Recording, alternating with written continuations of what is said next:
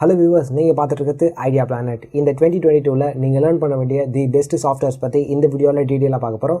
அதாவது இப்போ நான் மென்ஷன் பண்ண போகிற சாஃப்ட்வேர்ஸில் ஏதாவது ஒரு சாஃப்ட்வேரை நீங்கள் லேர்ன் பண்ணால் கூட அதுக்கு கிரேட் ஃபியூச்சர் இருக்குது. லைக் ஜாப் ஆப்பர்ச்சுனிட்டிஸ், இல்லைனா அந்த சாஃப்ட்வேர் நாலேஜ் யூஸ் பண்ணி நம்மளே ஒரு ஓன் பிஸ்னஸ் கூட ஸ்டார்ட் பண்ணலாம். ஸோ வீடியோவை ஸ்கிப் பண்ணாமல் ஃபுல்லாக பாருங்கள்.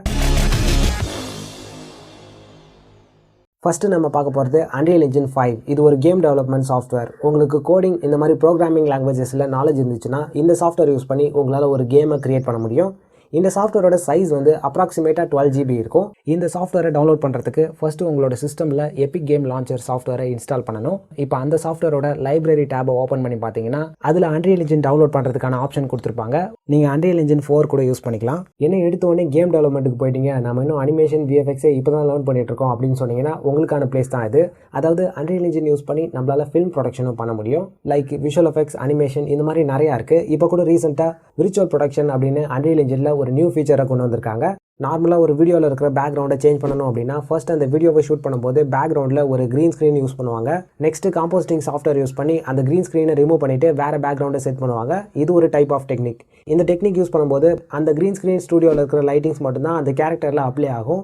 அந்த பேக்ரவுண்டோட அந்த லைட்டிங்ஸ் எதுவுமே மேட்ச் ஆகாது. இதனால் வர்ச்சுவல் ப்ரொடக்ஷன் டெக்னிக் யூஸ் பண்ணுறாங்க. அதாவது பேக்ரவுண்டில் க்ரீன் ஸ்க்ரீன் யூஸ் பண்ணுறதுக்கு பதிலாக ஒரு எல்இடி டிஸ்பிளே யூஸ் பண்ணுவாங்க. அதில் அந்த பேக்ரவுண்ட் வீடியோவை ப்ளே பண்ணும்போது அதில் இருக்கிற லைட்டிங்ஸ் எல்லாமே அந்த கேரக்டரில் அப்படியே அப்ளை ஆகும். இப்போ ஒரு க்ரீன் ஸ்க்ரீன் ஷாட்டில் கேமரா மூவ்மெண்ட்ஸ் தேவைப்பட்டுச்சுன்னா அந்த க்ரீன் ஸ்க்ரீனில் ட்ராக் பாயிண்ட்ஸ் யூஸ் பண்ணி கேமராவோட மூவ்மெண்ட்டை டிடெக்ட் பண்ணுவாங்க. ஆனால் வர்ச்சுவல் ப்ரொடக்ஷனில் அந்த எல்இடி டிஸ்பிளேல ப்ராஜெக்ட் ஆகிற பேக்ரவுண்ட் வந்து டேரெக்டாக கேமரா கூட கனெக்ட் ஆகிருக்கும். ஸோ அந்த கேமராவோட மூவ்மெண்ட்டுக்கு ஏற்ற மாதிரி அந்த பேக்ரவுண்டும் மூவ் ஆகும். நெக்ஸ்ட்டு நம்ம பார்க்க போகிறது பிளெண்டர். இது ஒரு 3D அனிமேஷன் சாஃப்ட்வேர். இந்த சாஃப்ட்வேர் யூஸ் பண்ணி என்னென்ன பண்ணலாம் அப்படின்னு கேட்டிங்கன்னா அனிமேஷன், மோஷன் கிராஃபிக்ஸ், சிமுலேஷன் இந்த மாதிரி நிறையா இருக்குது. ஆக்சுவலாக இது ஒரு ஓப்பன் சோர்ஸ் சாஃப்ட்வேர், அதாவது ஃப்ரீ சாஃப்ட்வேர்.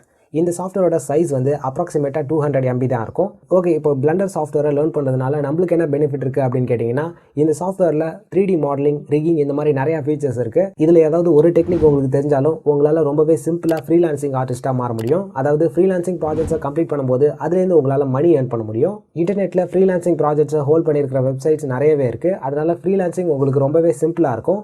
அடுத்து நம்ம பார்க்க போகிறது அடாப் ஆஃப்டர் எஃபெக்ட்ஸ். இது ஃபுல் அண்ட் ஃபுல் விஎஃப்எக்ஸ் காம்போசிட்டிங்காக யூஸ் பண்ணுறாங்க.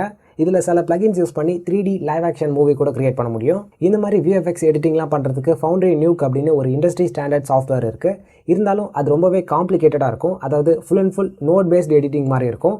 ஆனால் ஆஃப்டர் எஃபெக்ட்ஸ் ரொம்பவே டிஃப்ரெண்ட்டாக இருக்கும். அதாவது full and full layer based editing தான் இருக்கும். அதனால ஃபவுண்டரி கூட கம்பேர் பண்ணும்போது ஆஃப்டர் எஃபெக்ட்ஸ் ரொம்பவே சிம்பிளாக இருக்கும். கடைசியாக நம்ம பார்க்க போகிறது அடாப் ஃபோட்டோஷாப். இதை பற்றி உங்கள் எல்லாருக்குமே தெரிஞ்சிருக்கும்.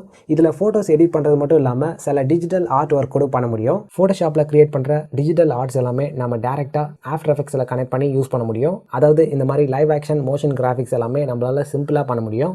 இந்த வீடியோ உங்களுக்கு பிடிச்சிருந்தா ஒரு லைக் கொடுங்க. இந்த வீடியோ உங்கள் ஃப்ரெண்ட்ஸ்க்கும் யூஸ்ஃபுல்லாக இருக்கும். மறக்காமல் ஷேர் பண்ணுங்கள். அப்புறம் நீங்கள் நம்ம ஐடியா பிளானட் சேனலில் சப்ஸ்கிரைப் பண்ணலையா, கீழே இருக்கிற சப்ஸ்கிரைப் பட்டனை கிளிக் பண்ணி சப்ஸ்கிரைப் பண்ணிக்கோங்க. அது கூடவே அந்த பெல் பட்டனையும் கிளிக் பண்ணிக்கோங்க. அப்போ தான் நான் அப்லோட் பண்ணுற வீடியோஸ்லாம் உங்களுக்கு நோட்டிஃபிகேஷனில் வரும். நீங்கள் அதை மிஸ் பண்ணாமல் பார்க்கலாம்.